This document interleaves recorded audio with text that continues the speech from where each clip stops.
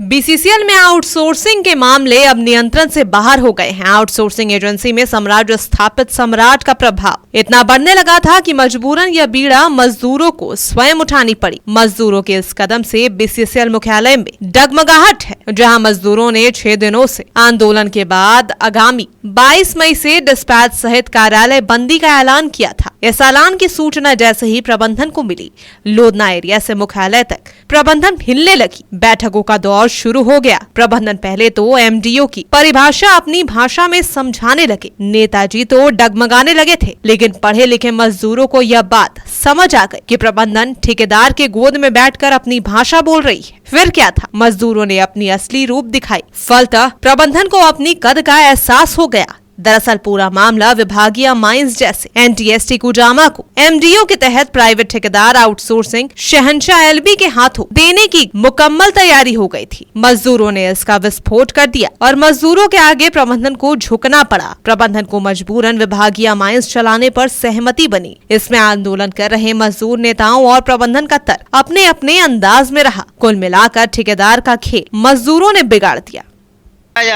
कि यहाँ पर जो आज आप लोग का धरना प्रदर्शन किया जा रहा था, उसमें प्रमुख मांगे क्या थी? आज उस पर क्या पहल किया गया?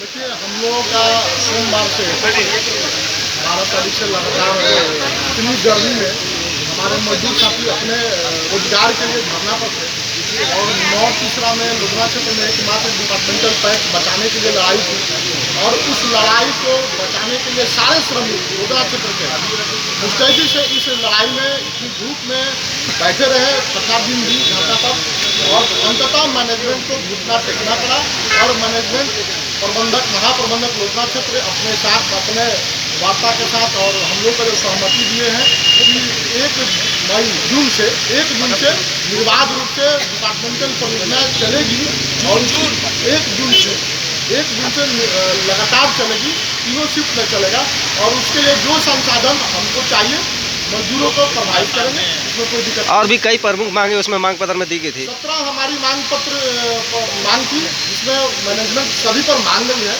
लेकिन डिपार्टमेंटल पैच में एक सहमति बनी कि अगर वो 1 जून से निर्बाध रूप से परियोजना नहीं चलाते हैं तो 4 जून से पुनः हम लोग एक अनिश्चितकालीन धरना या बंदी की तरफ जाएंगे और 22 तारीख को जो आगामी 22 मई को जो हमारा निर्धारित था पूरे लोधना क्षेत्र का चक्का जाम करने का, उसको हम लोग आज का धरना और आगामी 22 तारीख का कार्यक्रम को स्थगित करते हैं।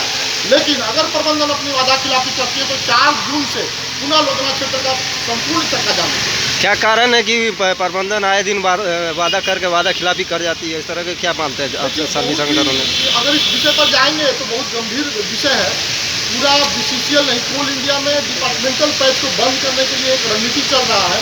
उसी तहत बीसीसीएल भी अपने यहाँ डिपार्टमेंटल पैच को बंद करने की कोशिश कर रहा है और ठेकेदार द्वारा उन लोग उत्पादन करवाना चाह रहा है, जिसका हम लोग विरोध कर रहे हैं। हिंद मजदूर सेवा जनता मजदूर संघ लगातार इस लड़ाई को लड़ रहा है और हर एरिया में एक डिपार्टमेंटल परियोजना हम लोग चालू कर देंगे। सिद्धार्थ जी का ऐसा सोच है और उनके हमारा डिपार्टमेंटल लाइन का प्रोग्रेस के लिए उनका संघर्ष रहा है। हम लोग इसके लिए मैं प्रोफेसर से बात किया और उसका बहुत अच्छा तो हमारा जो डिपार्टमेंटल परियोजना है वो और अच्छे से चलेगा।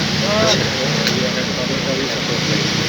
क्या प्रमुख मांग थी सर, जिसका आज आश्वासन दिया गया है इन लोगों को?